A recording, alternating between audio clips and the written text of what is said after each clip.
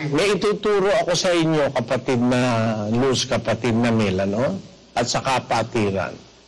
Gusto mo yung lahing makadiyos? Opo. Makapagpundar ka ng pamilyang makadiyos? Opo. Huwag kang magtataksil sa asawa mo. Opo. Huwag maglilo laban sa asawa ng kanyang kabataan. Yung salitang paglilino, pagtataksil yun.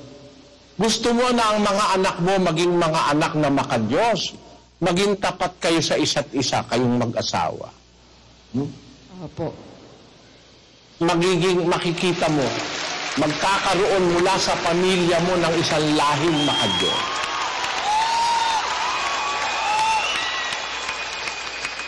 Amen po. Ngayon, may problema sa anak. 5 taon, 10 taon, nako mga lumalaban na ang mga anak. Mag-isip kayo, mga kapatid, siguro, kung meron ka ipinundar na mabuti, aanihin ang anak mo yun Oo po. Pero kung halimbawa, samantalang yung anak mo ay lumalaki, kayong mag-asawa ay walang ginawa kundi mag-away araw-gabi. Taksil yung lalaki sa babae, taksil yung babae sa lalaki, nagpupundar ka ng isang pamilyang makademonyo. Totoo po. Kasi, ang pagmamantini at pagpupundar ng isang pamilya o lahing makadiyos, dapat tapat ang isa sa isa't isa. Yun.